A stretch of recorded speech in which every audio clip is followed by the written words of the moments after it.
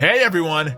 Thanks for wanting to check out my adventures as I survive in the One Piece world for 100 Minecraft days. This video series took such a long time to make, so if you like what you see, please think about subscribing to the channel and liking the video. It would be greatly appreciated. Alright, it's time to just jump into the video now. As the leader of a group known as the Band of the Eagle, I was hired to fight against Marines on a certain island. My team and I worked our way through fighting lower leveled Marines, but an extremely strong enemy appeared and nearly killed me. Luckily, the newest member of my team, Waddle, came in just at the nick of time and saved my life. Still, the damage I took was huge and I passed out on the battlefield. The next day, I woke up inside of a home on a completely different island. Waddle explained to me that he brought me here after narrowly escaping defeat on the battlefield, and that our group members were taken away by the Marines. While discussing how we needed to rescue our group, Waddle escorted me through this new area, which he revealed was his birth home, Shimotsuki Village. He took me to a nearby dojo and revealed that the building used to have a second story, but they needed to demolish the stairs after a certain incident. He then took me to his half-sister's grave. Her name was Kuina, and she died when he was very young. He said he joined my group to fund his efforts of finding the certain person responsible for what happened. A little later, I began to get hungry and I got a bunch of wheat to make bread. Following that, an elder in the village called us over to his house and requested us to defeat bandits in the area and get his belongings back. His daughter was very nice. After traveling into the nearby forest, we found ourselves scuffling with the treetop bandits, who we honestly just made complete light work of. Unfortunately, we didn't see any of his belongings though, so we returned back and the elder revealed to us that he was actually trying to get rid of the competition in the area so that he could take over. With his disguise off, he revealed himself to be the infamous pirate, Jack. Waddle and I took him head on, and while he did show himself to be a formidable foe, the two of us worked together and won the fight. After which, we ended up picking a strange fruit that he dropped. We found out that that girl that he was with wasn't his daughter at all. She was his crew member, Punky.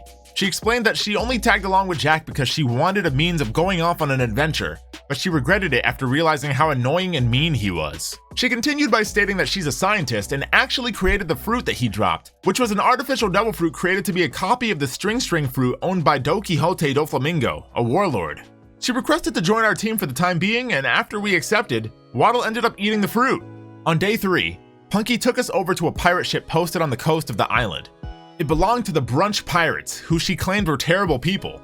If we were to be an established and effective squad, we'd at least need the funds to get things done, so we attacked the ship to steal anything of value on board. This led to an all-out brawl on the ship. As we fought the leader of the crew, Captain Picnic, Waddle tested out his new fruit and accidentally used his strings on me. Twice. After her defeat, we took what was on board and set up camp for the night. In the middle of the night though, I heard a strange noise and went to go check it out. I ended up finding a large marine ship at the end of my search, and hoping that my old group was on board, I tried to sneak on and see what I could find. I made my way through the ship as stealthily as I could, taking out Marines without alerting the entire ship. Before long, I wound up in the office of the Marine captain. In his belongings, I found a Marine uniform, a master key, and the diary of a Captain Pump, clearly the Marine captain that was on board this ship. Reading through his diary, he kept talking about another Marine named Smoker, but more importantly, I learned about something that was going down at a place called Orangetown, where they already had ships full of captured pirates. I figured that maybe my group might have been put in the same ship. I went up to the jail cell of this ship that I was on just in case, and after using the master key, I got it open. But the only things that were there were bones and a strange weapon, which I decided to take. I continued my fight through the ship after this, and the weapon I got was actually pretty impressive. It was like a boomerang arm that I could grab people and bring them closer to me with, so I used it to wail on them. Eventually though, my fun on this ship came to an end when I had to fight Captain Pump himself, who was far too strong for me to handle. I couldn't even get close, and I wasn't good enough with my new boomerang arm, which I decided to call my Winter's Grasp, so I couldn't get him to come closer to me either. I ended up running away instead. When I got to the campsite though, the others were gone. The next day, I found myself in another fight with Captain Picnic, who had survived our skirmish and swam back on shore. I had looked for Waddle and Punky throughout the whole night, but to no luck. Now I definitely knew what had happened. Picnic had stolen them while they were sleeping and locked them in her ship. After her defeat, I freed my allies. The rest of the day, I made tools in order to get more supplies for our journey to Orangetown. Due to the rain making it difficult to navigate through the seas, we docked at a place called Shelltown. When we got there, we met a person who said that Marines were planning on executing the infamous outlaw, black-haired Spanx. Since I didn't like the Marines though, I thought about saving the man and recruiting him onto our team as well. I approached him, and after he explained that the Marine captain on this island trapped him and took his weapons from him, I freed him from his cage with my master key. We then fought through the Marines, and at the top of the building, we fought Captain Coker. Just like Captain Pump, this man was tough. But the combined efforts of the four of us was enough to put him down. With his weapons back, Spanx explained that he was trying to put his old life behind him, but that Marines aren't making it easy. He could tell that we had good hearts, so he decided to join our little ragtag bunch to help us, and to keep himself safer from Marines that were always trying to go after him. After this new addition, we bought some armor from a local shop to beef up our defenses. Finally at Orangetown, we stepped onto the island and it was on sight. I wanted to get my group back and continue as the Band of the Eagles. Waves of Marines and pirates filled a certain road in the town, and that was obviously the hotspot we needed to tackle. After taking most of the grunt soldiers out, we were left with Captain Pump. Waddle and I used our amazing teamwork skills and distracted him enough to get in a few good blows on him. Spanx and Punky played more of a supportive role, and with all of us working as a unit, we eliminated him. Eager to see who was inside of the cages, I used my master key, but there was no one I recognized. One of the pirates was named Drake, and explained that most of the other captured pirates and criminals were already taken away. That night, Waddle came back with news that a pirate had worked his way here and specifically wanted to fight us, as we were already making a name for ourselves. They were calling us the Sizzle Pirates. I was really confused as I never saw myself as a pirate, but something about the name had a nice ring to it. Plus, my rage at the Marines was growing as the days passed, so why not embrace the role of a Marine's opposite, a pirate? On day 7, we tried to attack the pirate out to get us, Buggy the Clown. However, his devil fruit wasn't letting me do damage with my trusty axe, so I needed to find a different method to attack him. Along with Buggy were other miniature versions of Buggy, which he called his Bugites. Using my Winter's Grasp, I was able to pick them off from their group one by one until we finished them all off. The following day, we ended up in Syrup Village. There, a man by the name of Sogeking greeted us and said that he claimed this island as his own and had since deemed it Sniper Island. He challenged us to the Sniper King Challenge, where he explained that if we win, we'd get something amazing for our crew. I accepted. The first challenge was the test of accuracy. I had to shoot a perfect long shot using a bow and arrow he provided for me. I'd need to make it dead in the center of the target. This ended up taking all day and night, but when he turned around, I got real close and made the shot. On the next morning, we started the test of endurance. He explained that a true Sniper King needs to be able to run at high speeds for long periods of time. Not because they're scared, but because they need to be aware of how to create space and put distance on their foe for a maximum advantage. For this test, we would be playing a game of tag. If he catches me, I lose. Luckily, I'm pretty quick on my feet and have lungs of steel, which allowed me to keep him off for the entire day, so I eventually passed. For the final test on day 10, Sogeking tasked me with breaking into a mansion owned by some rich girl he's in love with named Kaya. Apparently, she dislikes him for some reason, and he wanted me to talk to her and see if she'd be his girlfriend. I approached her, and she explained that she misses someone named Usopp, and to keep Sogeking away from her. I returned to Sogeking with the news, and he decided right there on the spot that he'd go hunt down and eliminate this Usopp person for love's sake. With my 3 tests complete though, I had beat the Sniper King challenge, and the prize was none other than Sogeking asking to join my crew, to which I accepted. On day 11, we went over to the sea restaurant Baratier, but it was completely destroyed. We learned from one of the chefs floating in the cold ocean that a pirate crew didn't like that the restaurant didn't have an open table, so they blasted the whole thing away. Furious and hungry, we decided to teach them a lesson. However, this crew was something else. They let us know that they were the Donda Pirates, and their captain, Kanye, wasn't gonna let us off easy for coming onto their ship. We ended up getting completely destroyed by them.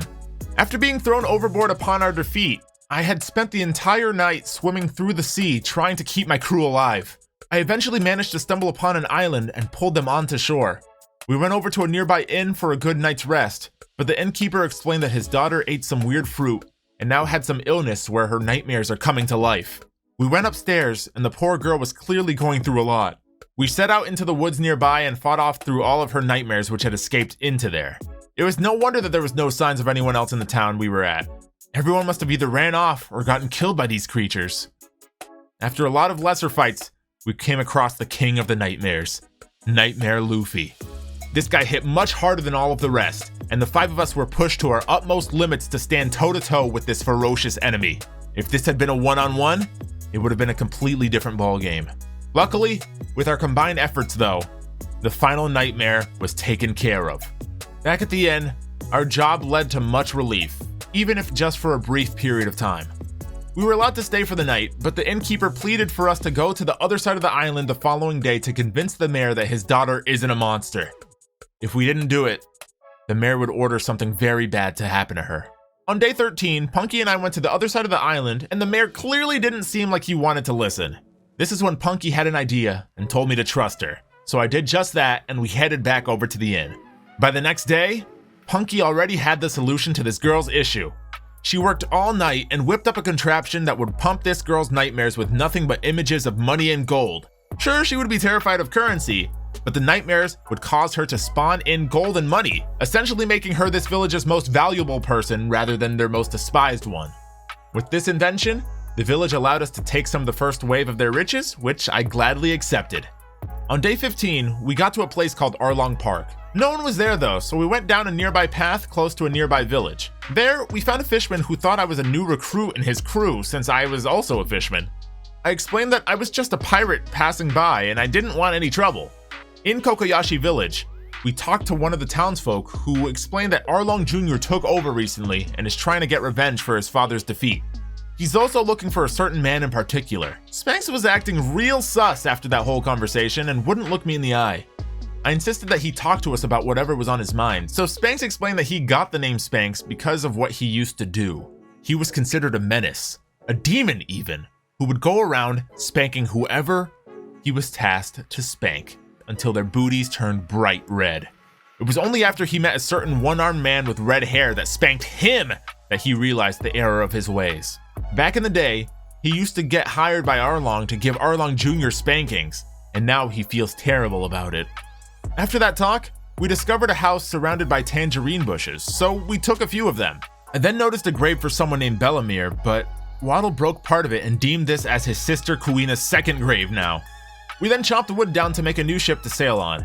By nightfall, our ship was looking pretty spiffy. Well, it was actually kind of more like a trash raft, but we still liked it. The next morning, a fisherman named Chu Jr. came over to tell us to stop tearing down their forest before he goes and tells Arlong Jr. We didn't really care though, so he said he'd come back with more of his crew to teach us a lesson. That didn't stop us, so we continued working on the ship into the night. Chu Jr. returned with other fishermen on the next day, and the fight was on. These guys were able to utilize different types of fisherman water manipulation techniques, something I never bothered to learn myself. But having these abilities used on me made me think about how I should probably learn fisherman karate in the future. Still though, these guys were nothing before our crew's strength, and while they did put up a good fight, the better team won. With this victory, we then marched over to Arlong Park to stop these guys from continuing to impede us from making our new ship. Slowly but surely, we chipped away at their forces. I hadn't seen this many fishmen in such a long time, so something about taking them all down did hurt a little as I recalled my time growing up on Fishman Island, but it didn't deter my resolve. Finally, all that was left was to find Arlong Jr. Inside the building was something strange though. Arlong Jr. was surrounded by dolls. He introduced himself and began to name off all of his dolls, or as he called them, his friends. Arlong Jr. then explained that he didn't actually want to take over this village or lead the new Arlong pirates. Some of the crew members like Chu Jr. were just using him to recruit more fishermen to beef up their crew. In reality, he just wants to be a doctor, and all of these dolls have served as his patients for a long time. As the fishermen talked, Spanx couldn't bear looking at him, but I eventually convinced him. He apologized for hurting him as a child, and Arlong Jr., surprised to see Spanx, said that he had been looking for him for a long while because he wanted to confront his fears. But after seeing the regret in his eyes, he was ready to forgive Spanx. I then asked Arlong Jr. if he wanted to join our crew as our doctor, and he agreed. Before we left the island, we headed over to a bakery and bought a bunch of yummy pumpkin pie. After that, we were off to the next island. When we arrived at Loguetown, we went over to the gallows where Gold D. Roger was executed, and when I asked Waddle if he wanted to go up the stairs, he refused. While on top of it, my eyes opened wide in shock as what seemed like the spirit of the late Pirate King stood below. We went to greet him and then invited him for drinks. Eventually, we all got twisted, bro. We got lit in there. And Roger began to tell me that I should aim to be the king of the pirates. The idea sounded good. When I woke up in the middle of the night, Roger was looking different though. He was just some dude. I demanded he pay for his own drinks, but then he just disappeared. So then I asked the bartender who that was, but then he disappeared. That left a bunch of free drinks out though, but then they disappeared too. The next morning, Mega Buggy appeared in Loguetown and attacked us alongside his bugites. I don't know what he did to turn into this mega form, but all I knew is that he was 100 times stronger than he was before. There was actual carnage throughout Loguetown as explosions and fires engulfed the area, creating a war zone beyond the likes of any of our adventures before this point. We had to come up with a new strat, so we rallied behind the gallows to make a plan. And then, after coming up with one, we executed it and pulled it off, defeating the powerful foe. The next day, the Marine Captain Smoker, a name I recognized from Captain Pump's diary, appeared. He was with his second in command, Toshigi, and the two questioned what had happened while he was gone. We explained that Mega Buggy did it. Smoker seemed very displeased, and even more so when he recognized us as the Sizzle Pirates. This is when we immediately attacked. Toshigi went down easily, but Smoker was something else. Nothing we did could even hurt him for some reason. It was like I was punching and slicing through him. Eventually, we decided to run away and live to fight another day. On day 21, our crew was at Reverse Mountain, the entrance into the Grand Line. We scaled up the mountain, but found ourselves launched into the sky, and as we descended, an ominous mouth swallowed us whole. In the belly of the whale that ate us, we found a confused person named Naruto who claimed that he didn't feel as though he's in the right series. He just couldn't understand as to how he got here, and wanted to get back to his own world again. We didn't know what he was talking about though, and when we entered the house in the whale's stomach, all we found was some fresh baked cookies, so we went ahead and ate some of those. We then made it over to the exit and got out of the whale. Naruto tagged along with us, and by day 22, we were at Whiskey Peak fighting a bunch of bounty hunters who were out to get us. Honestly, they were pretty low tier, but Naruto made mention that he feels as though our world is sapping him of his powers and messing with his head. We all thought he was crazy, but something in us pushed us to help him. There was also some random dude that just asked to join our team, but with Naruto having just joined, we were already low on resources, so we told him to screw off and find some other crew to mooch off of. That parasite really thought he was finna have us weighed down by him? Nah. The following day, Naruto said he felt something strange coming from a certain island, so we docked at Little Garden. We noticed two giants fighting and a nearby guy named Emoji Man. They call me the Emoji Man. I'm so fly that you might not understand. They call me the Emoji Man. Said not to mind Dory and Brogy, as they are always doing that. He explained that he recently monetized this island with a little scavenger hunt challenge and asked if we wanted to participate. The winners get a prize. He gave us a book showing us what this hunt entails, and explained that others are already on the island in other spots waiting to begin as well. We agreed to join, and since the teams are made of 2 people, Waddle and I entered and were given a flower, something every team is given to represent them. When we started, we figured we'd go to the volcano first since it was a big landmark. After scaling it, we came across our first opposing team. The fight on the side of this fiery mountain took much longer than expected, but we ultimately managed to descend into the volcano and get our first item, the purest gem. The next thing we wanted to get was the egg of a dinosaur, so we went into the wooded area and fought the creatures. Eventually, we came in contact with another team and needed to fend them off from the egg.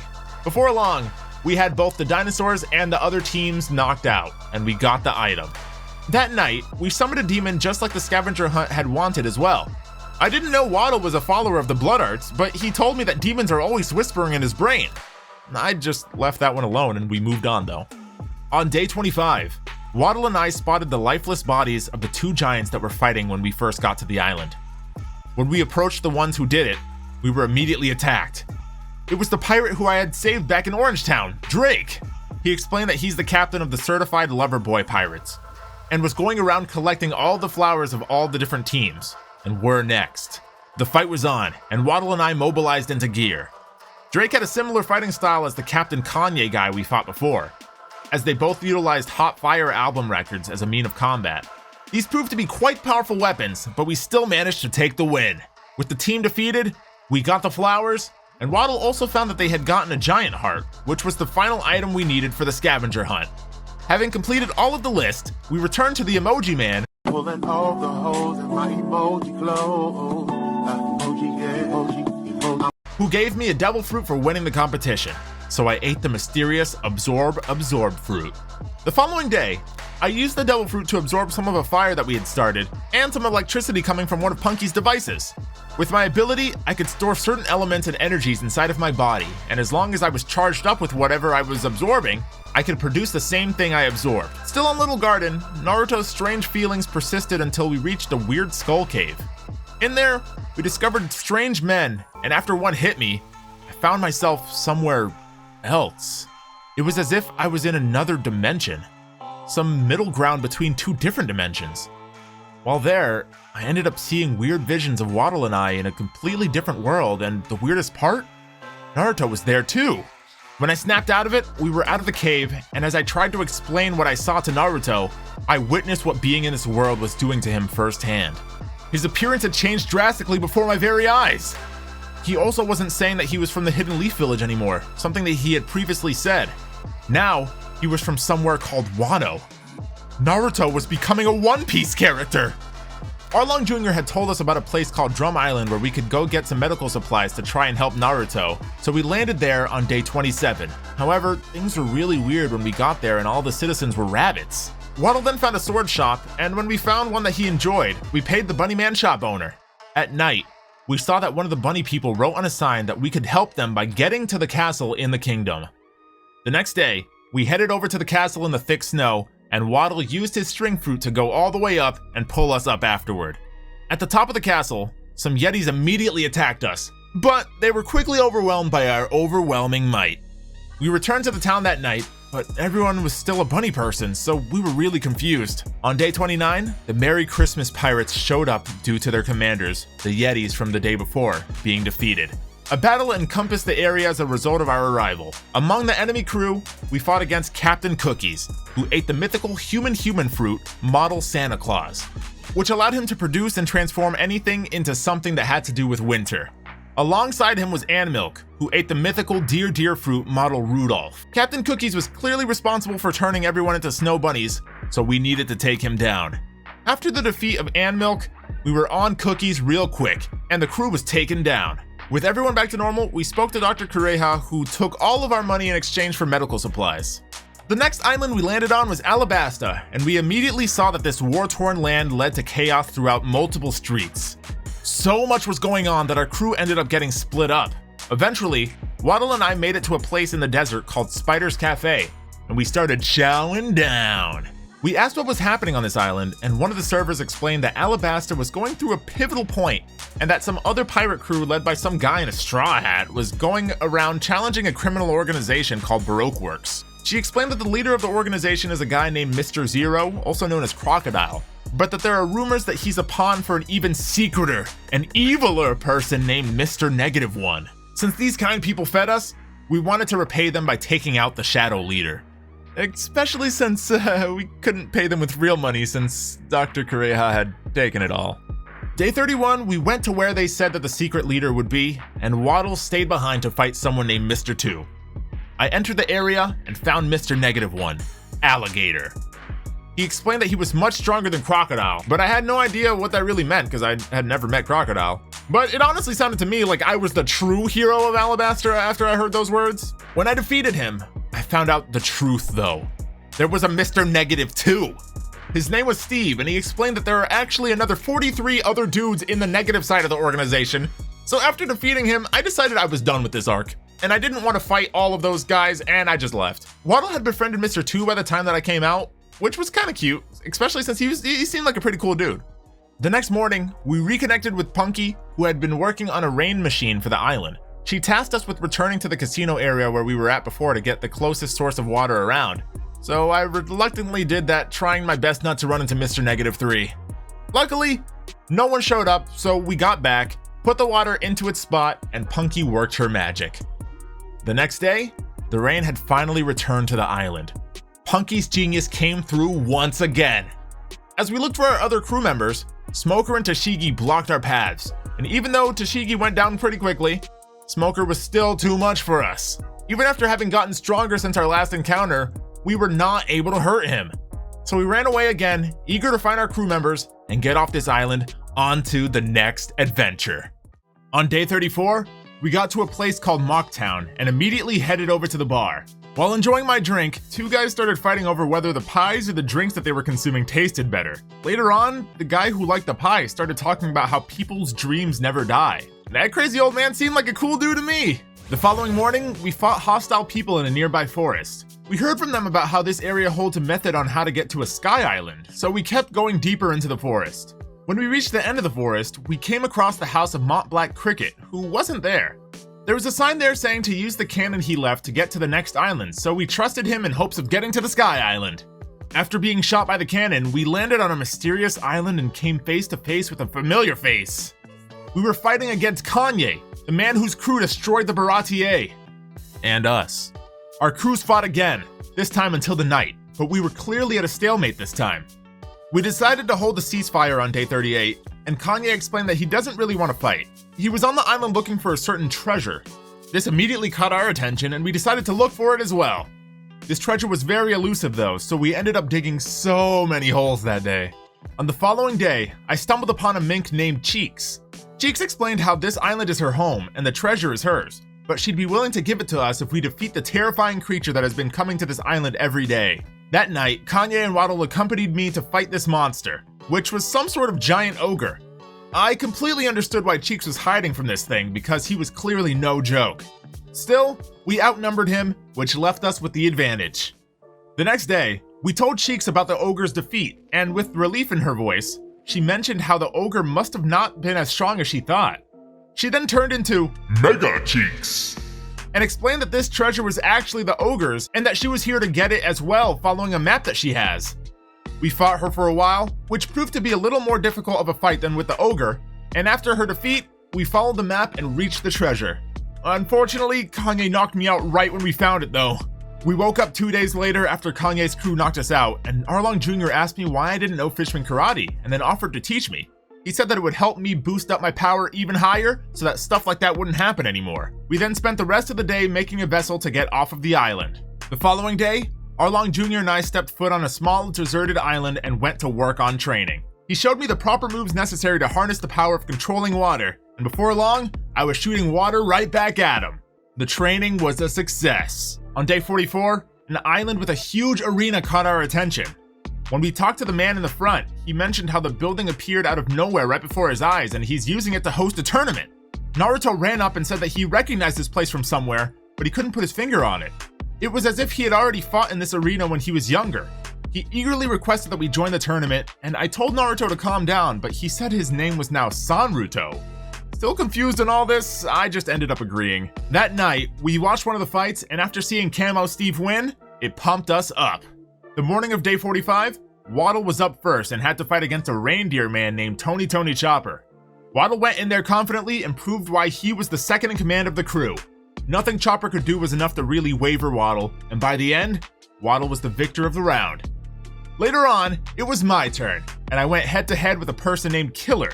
His melee skills were pretty good, so I figured I'd need to keep him at a distance. With that strategy, he went down easily. On day 46 during the final match of the day, Spanx was clearly not having an easy go of it against a man named Marco the Phoenix. Marco was far too fast for Spanx to even get many solid shots on him, and it seemed like the smallest bits of damage he was doing were being healed away. Unable to do much, Spanx ended up collapsing to the might of this strong enemy. Arlong Jr. was up the next day, and he had to fight none other than his own father, Arlong. Anyone could tell that this was killing him inside. He hadn't seen his father in so long, and now that they were finally together, Arlong was simply calling him weak and a disappointment. He hated that Arlong Jr. had chosen a crew full of humans over one made solely of fishmen. And all of those words were stinging the poor boy right to his core. Because of all of the melodrama, the fight ended up taking all day, but Arlong Jr. was the winner. Day 48, Sogeking was up against Van Auger. This wasn't even a challenge for him though, because he was the Sniper King, so all other snipers pale in comparison. Following Sogeking's match was Punky, who had to fight against a man named Sanji. Sanji was weird in that he wasn't fighting back. Every now and then, he'd just blow her a kiss in the shape of a heart. This allowed Punky to just keep shooting attacks at him until he went down as well. Finally, Sanruto had to fight against someone named Beppo. Using his clones, he wailed on the bear man over and over, never giving him a chance to even find his footing. Ultimately, Beppo was completely overwhelmed, and Sanruto took the W. We all went back to our room that night to celebrate the 3 wins of the day, and Spanx was extremely upset that he was the only one who lost his fight. Another person who was down in his mood was Sanruto, who insisted that he was a lot weaker than he used to be. He had memories of being able to clone himself hundreds of times over, but now he could only duplicate himself 2 times. Like usual, we didn't really know what to do with that information. We then heard a knock on the door and a man named Portgas D. Ace stood before me. He claimed that of everyone in the tournament, our group impressed him the most, and he just came by to say that he definitely won't lose tomorrow. We sent the sentiment right back to him, in that we were also not planning on losing tomorrow. The next day came and a group fight commenced. Waddle, Sanruto, and I had to go against Ace and Marco. You could tell that they were confident because they didn't even have a third person on their team.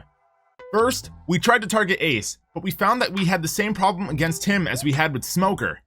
We couldn't hit him for some reason. It was like he was turning into fire and we were hitting that instead. So we shifted over to Marco, but just like his fight with Spanx, our damage on him was getting healed up quicker than we could dish out. These two were clearly in a league of their own. Before long, a sinking feeling that we wouldn't be able to come out on top of this came over me. And just like that, Ace knocked me out. Even though we didn't win, Waddle and I were called onto the stage the following morning for some reason. We stood with Ace and Marco as the head of the tournament began to congratulate the 2 winners. He then said this is cool and all, but he's actually the noise. We didn't even know what the heck he was talking about, but he said that he was the one pulling the strings all this time on my 100 Days series. Waddle and I still weren't catching on, so he continued. He said that he had pulled this Chunin exams area right out of the Naruto world, and this only confused us even more. What did he mean by Naruto world? Naruto was our crew member. Did he mean the world that I saw in that vision back on Little Garden? He explained that he had also plucked our crew member from that world too, and that he was just having fun by tinkering around and moving stuff from one anime world to another just to mess with us and the audience. I demanded he give us more details as to what he was talking about, and he told me to look behind me. Ace was gone. He assured us that we shouldn't worry though, as this just means that Ace will appear in a future 100 Days series that I do for a different anime. Unfortunately by then though, my memories will have been erased like they always are whenever he moves me and Waddle to the next anime world to start over. We tried to attack the noise in retaliation, but nothing was hurting him. We were powerless. And then, the noise poofed away. Marco hit us with a fat bruh. We requested Marco to train us so that we could learn how to fight stronger enemies, and he agreed to help if it meant he could get Ace back. On day 51, Marco took us to an area where he could train us, and Spanx tagged along because of how ashamed he felt after losing against him. We put on weighted clothing for this rigorous session, and Marco explained that he'd be teaching us how to utilize something called hockey. This led to a whole time skip.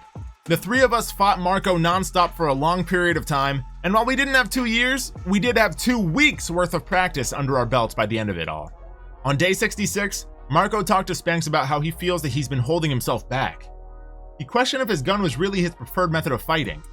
Spanx revealed that after he tried to escape his haunting past full of nothing but bright red booties full of bloodied bruises and bandaged bumps, he picked up a cursed gun to nerf himself.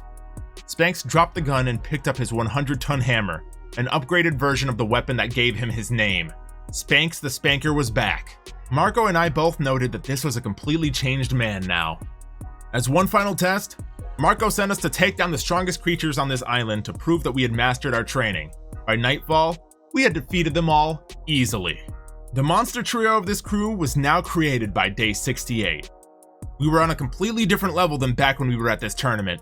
To celebrate, we headed over to a tavern and Sanruto came up to us and said that he wanted to be called Sanji now. We mentioned how Sanji was the name of the dude Punky fought, and he said, yeah, but that's his name too.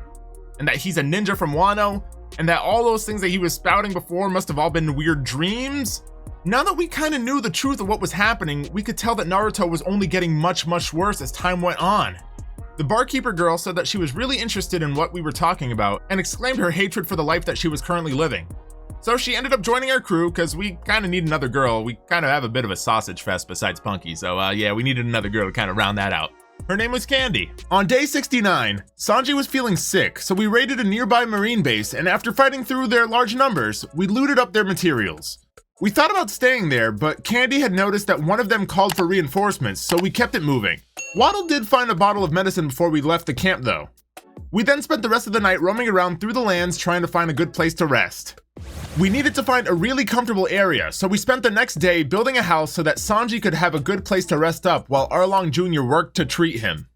The following morning, the house was complete and we moved our sick crewmate inside so that Arlong Jr. could get to work on helping him out. The rest of the crew and I decided to protect this place at all costs from the reinforcements that might still be in the area. On the next day, a group of well-dressed lads approached us wanting to pick a fight. They claimed they were here for Punky, and when I questioned why, they refused to say anything else. The two were skilled fighters, but they clearly should have come in a bigger group because we managed to thwart their attempt. Punky then explained to us that those guys were from CP9, which are a bunch of agents that work directly under the world government. She claimed she didn't know why they were after her, but she was worried. We assured her that everything was going to be okay.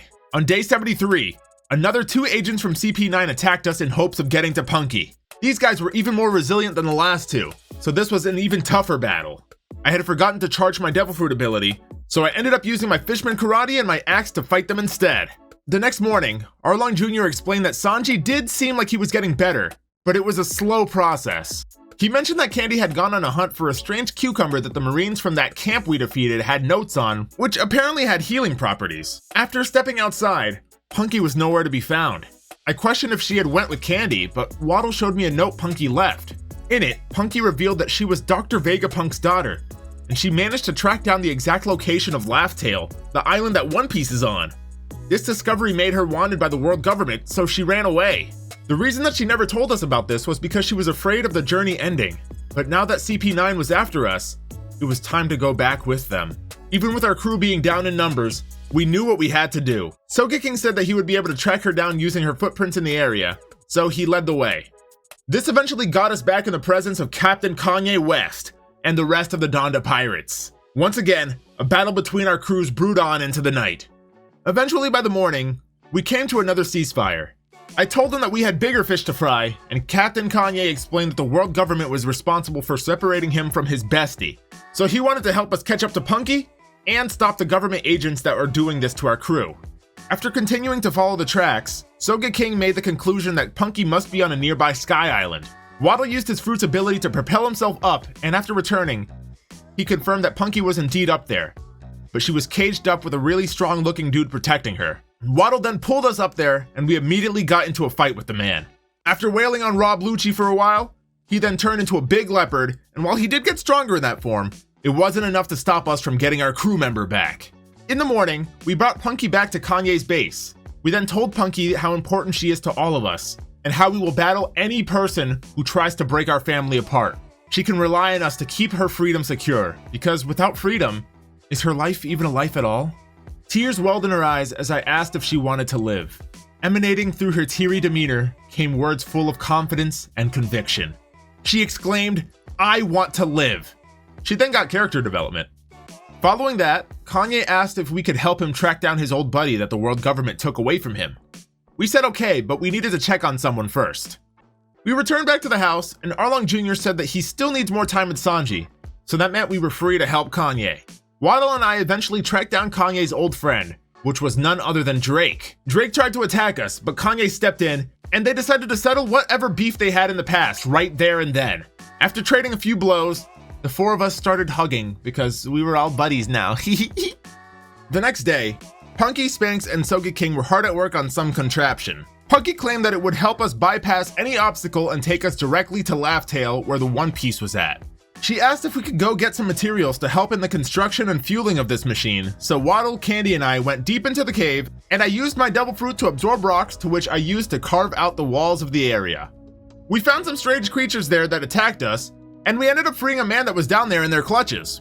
On day 81, we gave our spoils to Punky, who said it would be more than enough to get us to where we needed to go. Candy then said she had an idea on how to save Sanji. We found ourselves at a nearby marine base the following morning. After doing a bit more snooping, Candy had discovered that the cucumber she was after was here. She then used her Devil Fruit ability, which allows her to duplicate any object she touches, on the marine uniform that I had gotten from Captain Pump's ship. Waddle and I both had the proper attire to enter in there more stealthily now. We went inside and the plan was working like a charm. We were able to bypass multiple marines on our way up. Waddle and I then split up, and I ended up finding an area with multiple jail cells. Immediately, I noticed that inside were some interesting people. But then, I spotted my old team, the Band of the Eagle. They explained to me that they were so happy to see me, but after being captured, they realized they weren't fit for this life anymore. And now that I set them free, they just want to live peaceful, quiet lives. I swapped numbers with them to keep in touch because I completely understood. Just then, I heard a giant explosion and raced to Waddle. He had alerted the leader of the base, Vice Admiral Squidward. We fought him off together, and after a long drawn-out fight, I sent him down a few stories. Waddle showed me that he had gotten the cucumber, so we busted out of there and hightailed it back to our temporary home. We gave the cucumber to Sanji on day 83, and he immediately got all bricked up. Arlong Jr. said that whatever this cucumber had in it, it was working. Sanji's cells were stabilizing rapidly. Punky then said that her machine would be ready by the following day, but warned us that it was possible that what would end up happening may actually open up a way for other unwanted guests to follow us to Laugh-Tale, including really strong pirates. I felt we were ready though. On day 84, we crash landed on Laugh-Tale. We were approached by Roger, and we were skeptical at first because of what happened on Loguetown, but he went on to welcome us to the island, the home to an ancient wiped out civilization. Apparently a long time ago, it was once known as New York City, but information on it was lost to time. Now that we discovered Laugh-Tale, it was time to start the final challenge for the One Piece. A war that would encompass the world. Whoever survives gets the treasure. Somehow, Roger knew that what Punky concluded would be correct. Us getting to Laugh-Tale opened up a way for others to follow suit. The first person to challenge us was none other than the Marine Admiral who started this quest to begin with. This time, my new team and I were more than ready to take him down though. It wouldn't be the same as when I was a much more inexperienced leader. And just like that, even a mighty admiral toppled before our team's strength. We returned to Roger, who mentioned that that was only one of the many great threats to come, and if we wanted to protect this island as we search for the One Piece, we should split up to fight off as many groups as possible. I asked my crew if that sounded like the move, and they all agreed. Sanji then stepped up and said that he wanted to be called Naruto again, now that his head had cleared up significantly. He remembered everything about his past world, but he was okay with staying here and becoming the Sea Hokage now. Whatever that meant. After our team split up, Waddle and I fought two different teams of pirates. The first two were Trafalgar Law and Beppo of the Heart Pirates, and the next two were Eustace Kid and Killer from the Kid Pirates. On the 88th day, we fought against one of the four Emperors of the Sea, Kaido. He was clearly a cut above everyone else we've ever fought before, and in no time, the area we were fighting at was completely decimated by his great strength. Nothing we were doing really even seemed like it was affecting him very much, and yet his attacks were packing a punch every time. Knowing that we were on the losing side, we ran away. We made it back to Roger the next day, and he asked why we weren't coding our Conqueror's Haki over our attacks. He said that he could sense that we had the ability to do it, and to go back there and use it. We didn't even know what he was talking about, but after a brief instruction from him, we went back in there and fought Kaido again. This time, it was working. We were doing damage, and before long, he was down for the count too. Our next challenge was another one of the Yonko, Big Mom. Accompanying her was her strongest sweet commander, Katakuri. With our newfound power-up though, we were able to lay the hands on these two, and they both came toppling all the way down. On day 91, Waddle and I came face to face with red-haired Shanks, yet another Yonko. Just as we were about to approach him to begin the fight, black-haired Spanx showed up and said that he wanted to be the one to take him on. Shanks was the one who made him realize that he needed to give up on his old ways, and now it was time to show him how far he had come. The two fought for a long period of time. Apparently Spanx had also talked to Roger, because he was clearly stronger than he was before. After a long-fought struggle, Spanx came out victorious. On day 92, Sogeking had finally found God Usopp, his rival in love. He explained that by taking him out, Kaya would love him instead. The two had their ultimate sniper duel of the ages, and Sogeking sealed the deal. He claimed he was the superior sniper, and the one who was meant to be with Kaya. Waddle and I had split up for the next few days. In that amount of time, he found himself in a struggle against Mihawk, the world's strongest swordsman. At this point though, Waddle was a completely different monster, which led to an ultimate defeat of the world's strongest swordsman and a crowning of the new one. With this, he had completed the dream of his deceased sister. As he continued through Laugh-Tale, he found the body of pirate hunter Roronoa Zoro, and standing over it was the person who had defeated him. It was the same person who had killed Waddle's sister. Down D stairs. Waddle knew what he had to do. He slashed away at the great threat and put everything he had into his sword swings, slowly but surely chipping away at Stairs' life until he was no more. After the fight, Wado was approached by Tashigi, who was now possessed by the freed spirit of his late sister Kuina. She exclaimed that she was so proud of her little brother and wanted to have one final duel. She then turned into Mega Tashigi, and the two had a brief sibling sparring session before she finally passed on. The following day, Naruto was face to face with an old friend of his, Sasuke. Even though Sasuke hadn't gone through a physical change yet, Naruto could tell that he wasn't the Sasuke from before. He wasn't even going by Sasuke. He said his name was Zoro. Naruto knew that what had happened to him was happening to Sasuke, so he needed to fight him in order to knock him out. After that, he'd be able to get him a cucumber to get him all bricked up, and hopefully bring him back to his senses. With the fight over, Naruto was ready to save his boyfriend. During the next 2 days, I ended up fighting against my final two great antagonists. I fought against Monkey D. Luffy and Marshall D. Teach, aka Blackbeard. At this point, my mind was completely on becoming the king of the pirates, and these guys weren't going to stop me. My journey had led to an immense curiosity on what the One Piece was, and I was ready to finally figure out the whole truth. With this conviction, I put both my enemies in their place and carried on. I looked all over Laugh Tale for a while, but this One Piece was extremely elusive. Finally, on day 100, I found a chest that had a mysterious arrow pointing to it. This was it. I opened it and there was one piece of paper inside. It was a note written by some dude named Joy Boy saying that this was only one piece out of 100. We still had 99 more pieces to go. Our minds were broken. We were literally going insane after this revelation.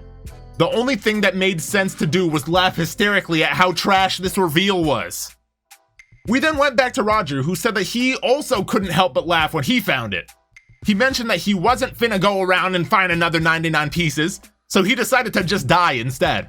We asked this spirit what we should do now, and he said that he didn't even know because he wasn't even actually Roger. He then transformed into that dude from Loguetown, and Waddle and I knew how to end off our adventure. We jumped this fool, broke his kneecaps, stole his wallet, and dipped.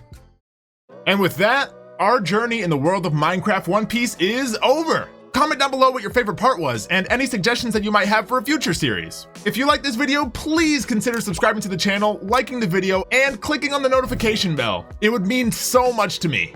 I also want to give a special shout out to my friend Waddlevania as always for helping me make it through these 100 days. The link to his channel will be in the description down below. He's a great guy and he's a lot of fun, so please go check him out. With that though, the video is over.